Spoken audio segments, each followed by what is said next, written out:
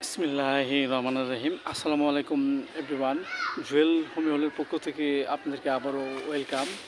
আজ নতুন একটি ভিডিও নিয়ে আলোচনা করব। ভিডিওটি হলো পায়ে কাটা ফোটার হোমিও ওষুধ। দেখেন এভরিওয়ান, এটি একটি গুরুত্বপূর্ণ একটি ভিডিও।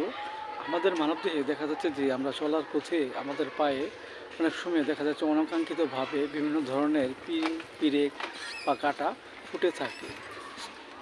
এতে করে আমাদের মাঝে অনেক বিরক্ত বোধ এবং কষ্টদায়ক হয়ে দাঁড়ায়। সো এভরিওয়ান, হঠাৎ যদি আমরা কোথাও হাঁটতেছি কিংবা চলাফেরা করতেছি, যদি পায়ে অনাকাঙ্ক্ষিতভাবে ত্বকের নিচে যদি কোনো কাটা জাতীয় কিছু ফুটে এবং ব্যথা করে এবং ব্যথাটি যন্ত্রণাদায়ক হয়, সহজে সচেতন না, এইসব লক্ষণে আমরা যে ওষুধটি খেতে পারি সেটা হলো অ্যানাগালেস 30। আমরা 2 ফোঁটা করে সকাল বিকাল 2 বার সেবন করতে পারি।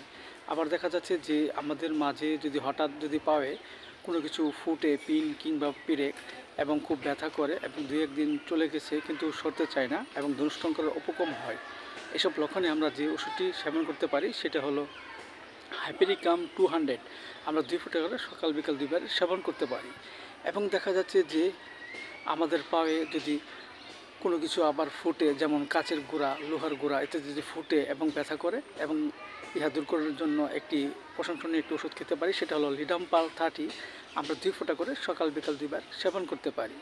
এবং পাশাপাশি আমরা একটি হোমিওপ্যাথি বায়োকেমিক বড়ি সাইলোসিয়া 6-এর 4টি উপর চিবিয়ে আমরা হালকা গরম কুসুম পানি সহ সকাল বিকাল 2 বার সেবন করতে পারি।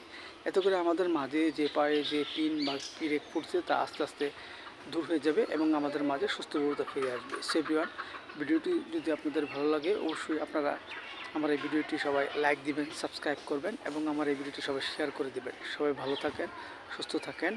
Thank you so much.